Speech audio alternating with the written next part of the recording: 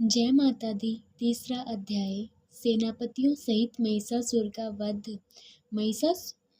महर्षि मेधा ने कहा, महिषासुर की सेना नष्ट होती देखकर उस सेना का सेनापति चिक्षुर क्रोध में भर देवी के साथ युद्ध के लिए आगे बढ़ा।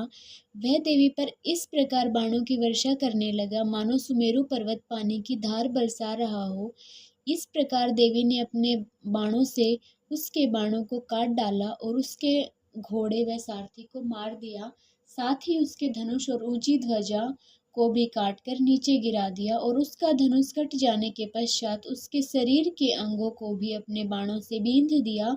और धनुष, घोड़े और सारथी के नष्ट हो जाने पर वह असुर ढाल और तलवार लेकर देवी की तरफ आया और उसने अपनी तीक्ष्ण धार वाली तलवार से देवी के मस्तक पर प्रहार किया और बड़े वेग से देवी की बाईं भुजा पर वार किया, किंतु देवी की बाईं भुजा को छूते ही उस दैत्य की तलवार टूटकर 100 टुकड़े हो गई। और इससे दैत्य ने क्रोध में भरकर शूल हाथ में लिया और भद्रकाली देवी की ओर फेंका। देवी की ओर आता हुआ वह शूल आकाश से गिरते हुए सूर्य के समान प्रज्वलित हो उठा।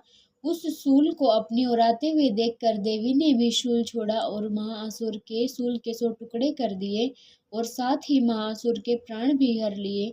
चिक्षुर के मरने पर देवताओं को दुख देने वाला चामर नामक दैत्य हाथी पर सवार होकर देवी से लड़ने के लिए आया और उसने आने के साथ ही शक्ति से प्रहार किया, किंतु देवी ने अपनी हुंकार से ही उसे तोड़कर पृथ्वी पर डाल दिया।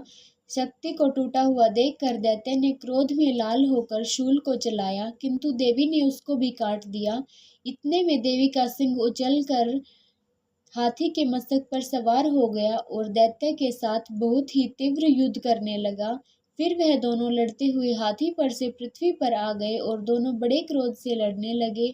फिर सिंह बड़े ही जोर से आकाश की ओर उछला और जब पृथ्वी की ओर आया तो उसने अपने पंजों से चामर का सिर धड़ से अलग कर दिया।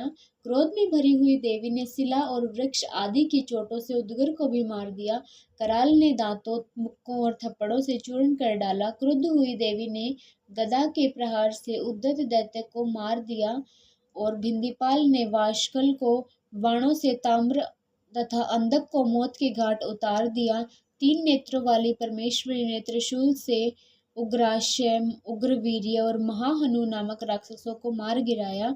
उसने अपनी तलवार से विडाल नामक दैत्य का सिर काट डाला और अपने बाणों से धूर्धर और दुर्मुख राक्षसों को यमलोक पहुंचा दिया। इस प्रकार जब महिषासुर ने देखा कि देवी ने मेरी सेना को नष्ट कर दिया है तो वह भैंसे का रूप धारण करके देवी के गणों को दुख देने लगा और उन गणों में कितनों को उसने मुख से प्रहार किया, कितनों को खुरों से, कितनों को पूंछ से, कितनों को सींगों से, बहुतों को दौड़ने के वेग से, अनेकों को सिंहनाद से, कितनों को चक्कर देकर, कितनों को श्वास वायु के झोंकों से पृथ्वी पर गिरा दिया। वह दैत्य इस प्रकार गणों की सेना को गिरा देवी के सिंह को मारने के लिए दौड़ा। इस पर देवी को बड़ा ही गुस्सा आया और उधर दैत्य विक्रोध में भरकर धरती को खुरों से खोदने लगा और सींगों से पर्वतों को उखाड़ उखाड़ कर धरती पर फेंकने लगा और मुख से शब्द करने लगा। महिषासुर के वेग से चक्कर देने के कारण पृथ्वी क्षुब्ध होकर फटने लगी। उसकी पूंछ से टकराकर समुद्र चारों ओर फैलने लगे और हिलते हुए सिंह के आघात से मेघ खंड खंड हो गए और श्वास से आकाश में उड़ते हुए पर्वत फटने लगे।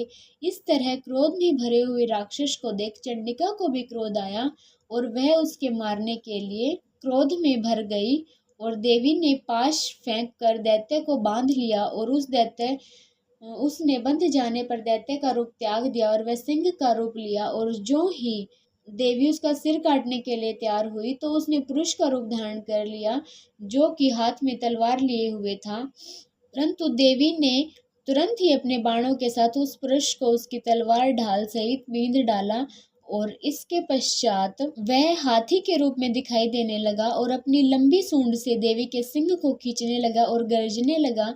देवी ने अपनी तलवार से उसकी सूंड काट डाली और तथा राक्षस ने एक बार फिर भैंसे का रूप धारण कर लिया और पहले की तरह चर अचर जीवों सहित समस्त त्रिलोकी को व्याकुल करने लगा। इसके पश्चात क्रोध में भरी हुई देवी बारंबार उत्तम मधु का पान करने लगी और लाल लाल नेत्र करके हंसने लगी। उधर बल, वीर्य तथा मद से क्रुद्ध हुआ दैत्य बिगरजने लगा, अपने सींगों से देवी पर पर्वतों को फेंकने लगा और देवी अपने बाणों से उसके फेंके हुए पर्वतों को चूर्ण करने लगी। उधर बलवीर्य तथा मद से क्रुद्ध हुआ दैत्य भी गरजने लगा, अपने सींगों से देवी पर पर्वतों को फेंकने लगा और देवी अपने बाणों से उसके फेंके हुए पर्वतों को चूर्ण करती हुई बोली, ओ मूढ़, जब तक मैं मधुपान कर रही हूँ तब तक तू गरज ले, इसके पश्चात मेरे हाथों तेरी मृत्यु हो जाने पर देवता गरजेंगे। महर्षि मेधा ने कहा। यूं कहकर देवी उछलकर उस दैत्य पर जा चढ़ी और उसको अपने पैर से दबाकर शूल से उसके गले पर आघात किया। देवी के पैरों को दबाने पर भी दैत्य अपने दूसरे रूप में अपने मुख से बाहर आने लगा। अभी वह आधा ही बाहर निकला था कि देवी ने उसे अपने प्रभाव से रोक दिया। जब वह आधा निकला हुआ दैत्य युद्ध करने लगा तो देवी ने अपनी तलवार से उसका सिर काट डाला और इसके पश्चात सारी राक्षस सेना हाहाकार करती हुई वहां से भाग खड़ी हुई और सब देवता अत्यंत प्रसन्न हुए और जब महर्षियों सहित देवी की स्तुति करने लगे, गंधर्व राज गाने लगे और अप्सराएं नृत्य करने लगे। जय माता दी।